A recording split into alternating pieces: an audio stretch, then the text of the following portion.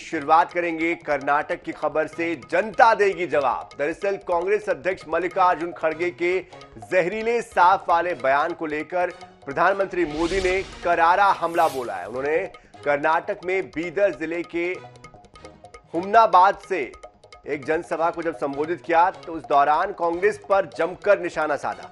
उन्होंने कहा कि कांग्रेस और उसके नेता अब तक 91 बार अलग अलग तरह से उन्हें अपमानित कर चुके हैं। उन्होंने कांग्रेस पर कर्नाटक के लिंगायत समुदाय का अपमान करने का आरोप भी लगा दिया। कहा कि कांग्रेस ने बाबा साहब भीमराव अंबेडकर, वीर सावरकर को नहीं बख्शा है। मोदी ने कहा कि स्वार्थ की राजनीति पर वार करने वाले हर शख्स से कांग्रेस नफरत करती है। कांग्रेस ने एक बार फिर से मेरे लिए अपशब्दों का इस्तेमाल शुरू कर दिया है। प्रधानमंत्री ने प्रहार करते हुए कहा कि लोग कांग्रेस को गालियां जो कांग्रेस मुझे दे रही है, कांग्रेस की गालियों को वोट में तब्दील करेंगे, वोट के जरिए जवाब देंगे। और कांग्रेस नेता भारतीय जनता पार्टी पर जितना कीचड़ उछालेंगे उतना ही कमल खिलेगा। तो दरअसल कर्नाटक में चुनाव होने हैं और 10 मई को वोटिंग होनी है। उसके पहले पीएम मोदी यहां पर चुनावी कैंपेन के लिए पहुंचे हुए हैं।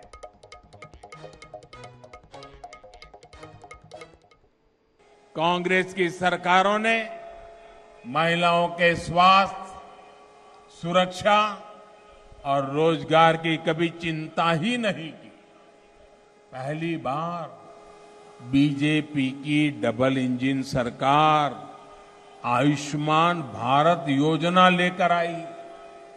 इससे गरीब से गरीब परिवार को भी मुफ्त इलाज मिलने लगा।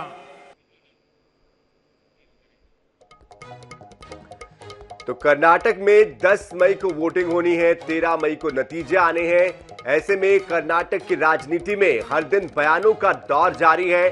कभी राहुल गांधी आरोप लगाते हैं कि 40% की सरकार है, तो कभी वो कहते हैं कि 2500 करोड़ रुपए में मुख्यमंत्री का पद लिया जा सकता है, कभी कुछ और। तो इसी तरह से बीजेपी की तरफ से भी आरोप लगाए जा रहे हैं। प्रधानमंत्री ने भी आज आरोप लगाते हुए कहा कि जिस तरह से कांग्रेस मुझे 91 बार अब तक गालियां दे चुकी है, जनता इन जो गालियां मुझे दी जा रही है उसको वोटों में तब्दील करेगी। इसका जवाब जनता जनार्दन देगी। कांग्रेस की संस्कृति रही है इस तरह से हमला करना, निशाना साधना, लेकिन जनता ये सब कुछ देख रही है, समझ रही है, ये उन्होंने कहा है। हालांकि बता दें आपको कि बीजेपी के खेमे के कई दिग्गज नेता कांग्रेस में शामिल हुए हैं, जिसकी वजह से भी कर्नाटक का ये चुनाव बेहद महत्वपूर्ण हो जाता है। 224 विधानसभा की सीटें हैं कर्नाटक में और 117 पर बीजेपी काबिज है। वर्तमान में जो सरकार थी वो बीजेपी की थी।